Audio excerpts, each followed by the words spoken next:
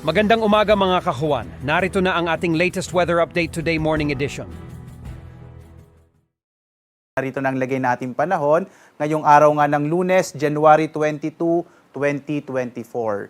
Sa ating latest satellite images, makikita ho natin na patuloy ang epekto ng northeast monsoon o itong hanging amihan at inaasahan natin lalong-lalo na sa mga susunod na araw ay patuloy na makakaapekto at lalakas pa itong hanging amihan na maaaring makaapekto hindi na lamang dito sa Luzon at maaari itong umabot hanggang sa Kabisayaan. Samantala naman, sa iba pang bahagi ng ating bansa, makararanas pa rin ng mga isolated rain showers and thunderstorms, partikular na sa bahagi ng Visayas at dito sa may bahagi rin ng Mindanao. Sa ngayon nga, base sa ating pinakahuling mga datos ay wala pa rin tayong nakikitang anumang low pressure area na maaring maging bagyo sa mga susunod na araw. Wala pa tayong LPA na minomonitor sa loob at labas ng Philippine Area of Responsibility. Mas malaki lang ang mga pag-ulan, malaki lang ang tsansa ng mga pag-ulan, partikular na dito sa may silangang bahagi ng Northern Luzon. Samantala sa iba pang bahagi ng ating bansa, mga pulupulong pag-ulan, pagkilat pagkulog naman ang mararanasan.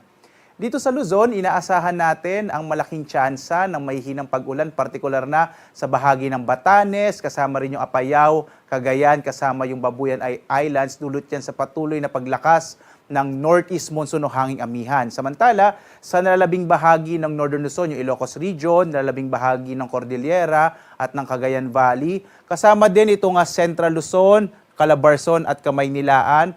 Inaasahan natin yung posibilidad ng pulupulong mahihinang pag-ulan pero dahil pa rin sa epekto ng northeast monsoon, posibleng patuloy ho na medyo malamig pa rin yung gabi na ating mararanasan. Sa nalabing bahagi naman ng Luzon, itong Bicol Region at Mimaropa, mga isolated rain showers and thunderstorms ang maaring maranasan. Nakikita din natin itong bahagi ng Bicol Region at Quezon Province sa mga susunod na araw posibleng malaking tsansa ng mga pag-ulan. Epekto pa rin yan ng northeast monsoon o hanging amihan. Yung agwat nga ng temperatura natin sa Lawag na sa 24 to 30 degrees Celsius, sa Tuguegarao hanggang 32 degrees Celsius, sa Baguio 15 to 23 degrees Celsius, sa Kamaynilaan 24 to 30 degrees Celsius, sa Tagaytay 21 to 28 degrees Celsius, habang sa Legazpi hanggang 30 degrees Celsius. Dito naman sa Palawan at sa Visayas, makikita natin ang mga isolated rain showers and thunderstorms, bagamat posible pa rin yung medyo mainit na mga tanghali. Agwat ang temperatura sa Calayan Islands, 24 to 32 degrees Celsius. Sa Puerto Princesa naman, 24 to 32 degrees Celsius. Sa Iloilo, 20 to 30 degrees Celsius habang hanggang 30 degrees Celsius sa Cebu. At sa Tacloban, hanggang 30 degrees Celsius.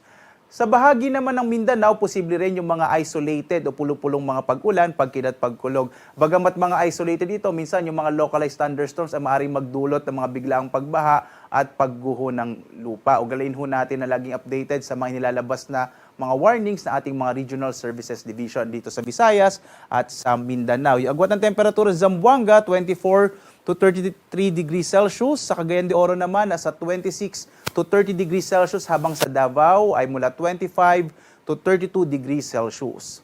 At dahil nga sa hanging amihan, may nakataas pa rin tayong gale warning. Ito yung babala natin sa malalakas na pag-alon ng karagatan. Delikado pa rin ho na maglayag yung mga maliliit na sasakyang pandagat at maliliit na mga bangka, partikular na sa mga baybayin ng Batanes, Cagayan, kasama yung Babuyan Islands, sa Ilocos Norte at Ilocos Sur. Iwasan mo ng pumalaot para makaiwas din sa mga aksidente na dulot ng malalakas na pag-alon ng karagatan. Ito ay dulot din ng northeast monsoon o hanging amihan.